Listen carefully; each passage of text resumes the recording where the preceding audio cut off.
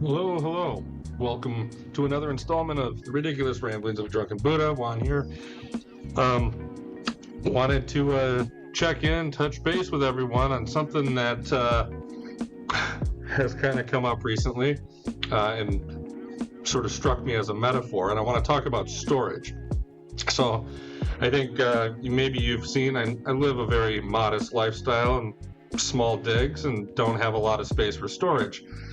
But fortunately, my partner and one of my best friends live just around the corner from me, and they both have garages with a lot of extra space, although I don't necessarily say a lot, but the one does for sure. And it does help me out that I have the opportunity and luxury to drop off a couple of things here and there and keep for storage, or if I have a large parcel delivered, that I can have it delivered and stored there temporarily until I can figure out what's going on here. Yeah, but sometimes I do abuse that, and I am guilty of it, and sometimes they have to call me out, and I think one of those, that's a good opportunity for us to do that gut check again about when I talked about what's your number and how much of the stuff is that you need. How much of this stuff that we're having to store do we actually need? If you're not using it, what do you need it for? What is it hanging around for? I know in some cases I've got, I've put on some weight, so I've got some smaller shirts that I love, golf shirts that are just epic shirts that I love, but, I'm hoping one day I'll get on that treadmill and shed some pounds and I can get back into those shirts, but yeah, I don't know if that'll ever happen. Maybe it's just time to give them up, but, so I can understand, or your winter clothes versus summer clothes, and some of those things, yeah, make sense. Your Christmas decorations, that sort of thing. But when you're holding on to stuff, maybe it's nostalgic, maybe it's, one of the biggest booming industries in the United States right now is storage units. Like, my God, we're building the biggest, most obscene houses with tons of storage, and we still have to get storage units. What are we holding on to what are we hoarding all this garbage, all this stuff for? We don't need it. It's just cluttering our lives. It's more stuff for us to deal with. Anyways, that was a huge long digression because I really didn't want to talk about physical storage. What I really wanted to talk about was emotional storage. But using that same sort of analogy, I have friends that are always willing to lend an ear, let me vent, and let me say the same story over and over and over, and they nod and they take it all in, and that's great. And there's some days where I'll come over and I'm hot, and I just gotta purge all this stuff.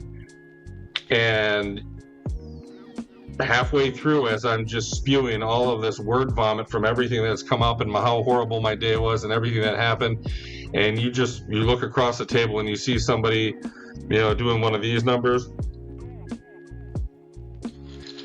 or they're just completely shell-shocked and tuned out. They're storing all of that stuff. As we're pouring all that stuff out and we feel so good to get it all out of our system, they're absorbing it all. They're taking it all in. I mean, some are skilled enough where they're, putting up their shield and, kung fu ninjaing this stuff all over the place, but even that is exhausting.